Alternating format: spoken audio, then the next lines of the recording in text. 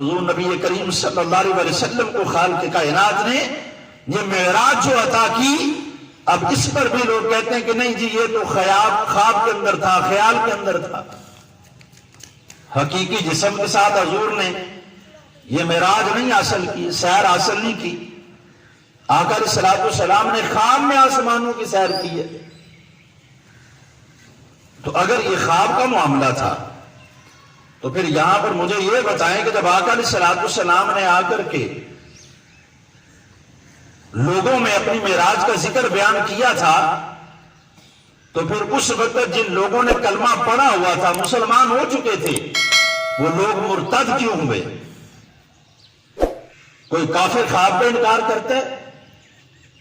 کوئی کافر خواب کا انکار نہیں کرتا۔ خواب کا انکار کوئی بھی نہیں کرتا، وہ کسی مذہب سے تعلق رکھتا ہو، کسی فرقے سے تعلق رکھتا ہو، کسی مسلک سے تعلق رکھتا ہو، خواب کا انکار کوئی نہیں کرتا۔ اگر وہاں پر انکار کی ضرورت پیش آئی تو انہوں نے انکار حضور علیہ الصلوۃ والسلام کے وجود کے ساتھ معراج پر جانے کا انکار کیا۔ وہ مرتد اس لیے ہوئے، دار اسلام سے خارج اس لیے ہوئے، دوبارہ کفر میں اس لیے پلٹے کہ وہ لوگ یہ ماننے کو تیار نہیں تھے، کلمہ پڑھنے کے بعد بھی وہ یہ بات تسلیم کرنے کو تیار نہیں تھے کہ آقا علیہ الصلوۃ والسلام اپنے جسم اطہر کے ساتھ رب کی بارگاہ میں گئے ہیں۔ اگر خواب کا ذکر ہوتا تو ابو جہل کو حضرت سیدنا ابو بکر صدیق رضی اللہ تعالیٰ کے پاس جانے کی ضرورت کیا تھی؟ وہ جا کے کیوں پوچھ رہا تھا کہ اے ابو بکر، اگر کوئی بندہ یہ بات کہے کہ مختصر سے وقت میں گیا اور آیا، ساتوں آسمانوں کی سیر کی، جنت و دوزخ کا مشاہدہ کیا، لا مقام میں گیا، رب کا دیدار کیا، کیا یہ بات عقل میں آتی ہے؟ تو حضرت سیدنا ابو بکر صدیق نے فرمایا نہیں، یہ بات سمجھ میں نہیں آتی۔ اب ابو جہل نے موقع غنیمت جانا، اس نے کہا اگر یہ بات تمہاری عقل میں نہیں آتی تو پھر سن لو، جس یار کو تم نبی بنائے بیٹھے ہو، جس دوست کو تم نبی بنائے بیٹھے ہو، جس کی نبوت کا تصدیق کرنے والا سب سے پہلا تو ہے، وہ نبی یہ بات کہتا ہے کہ اللہ رب العزت نے مجھے معراج عطا فرمائی ہے۔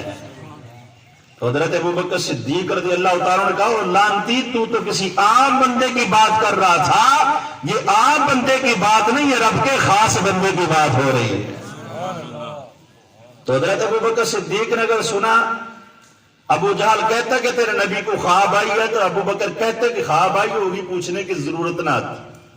حضرت ابوبکر صدیق رضی اللہ تعالیٰ عنہ حضور کی بارگاہ میں آئے، آ کر عرض کیا یا رسول اللہ صلی اللہ علیہ وسلم، ابو جہل اس طرح سے آپ کی معراج کا ذکر کرتا ہے؟ تو آقا علیہ الصلوۃ والسلام نے فرمایا ہاں اے ابو بکر، خالق کائنات نے مجھے معراج عطا فرمائی ہے۔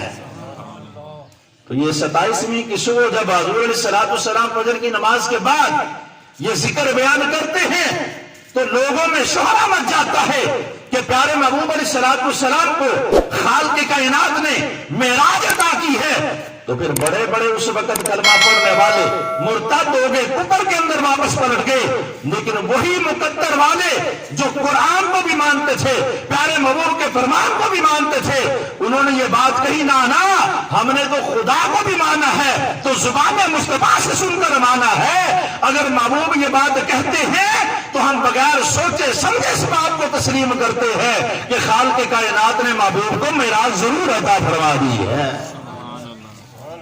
تو یہ ساری باتیں کہاں سے آئیں؟ یہ ساری باتیں کہاں سے ذکر کی گئی؟ کیا یہ کوئی بندہ اپنے پاس سے بات بیان کر رہے؟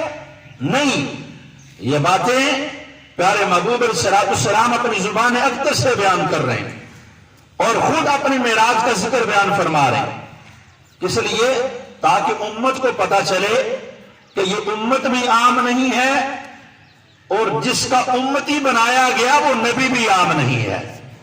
اور خالق کائنات نے بھی یہی فرمایا سبحان الذی اسری بعبدہ، اللہ کی ذات پاک ہے کہ جس نے اپنے بندے خاص کو سیر کروائی، عام بندے کو نہیں کروائی۔ آقا علیہ الصلوۃ والسلام خواب میں تو معراج پہلے بھی کئی مرتبہ کر چکے تھے،